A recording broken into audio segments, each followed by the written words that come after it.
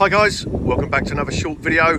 Today I'm going to take you around a hi-fi system we've just fitted in this brand new 2 Series.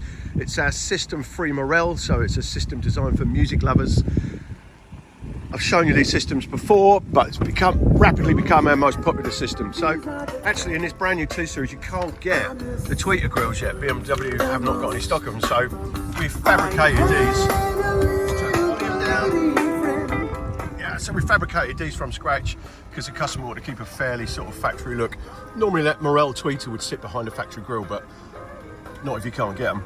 The mid sits in a factory location, a door, and of course we've done a huge amount of soundproofing and acoustic work in the door. You've got the Morel 8-inch woofer underneath the seat, and this car, iDrive 8 or maybe iDrive 8.5.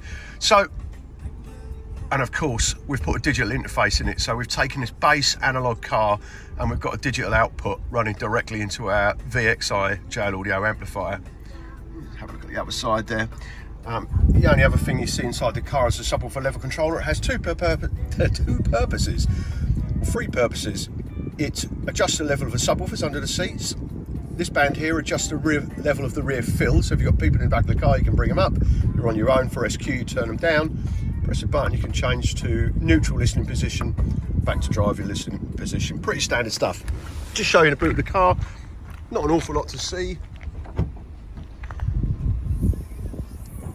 There's your jail audio box. It's an 808, so it's an 8-channel amp, 2 channels to the underseat subs, 2 channels to the front tweeters, 2 channels to the mids, 2 channels to the rears. It's a fully active system, and that's the Morel underseat woofer. That's the Morel front end components. They're a great set of front end components. I mean, the approximate retail on those, they are £1,000 just for the mids and tweeters. The pair of woofers aren't far behind, and the amplifier is about £1,500. So there's some reasonably expensive kit in here. Everything's hidden out of the way, and of course our digital interface sits behind there as well. That's the magic. That's the bit that's making this car sound absolutely incredible. So there you go. If you own a late BMW and you'd like a real good hi-fi with a digital connection to the head unit, which is very tricky to do, don't forget to get in touch. Sales at Audiofile-Incar.co.uk. If you've enjoyed the video and you're a BMW fan, then you may want to follow our channel. Thank you very much.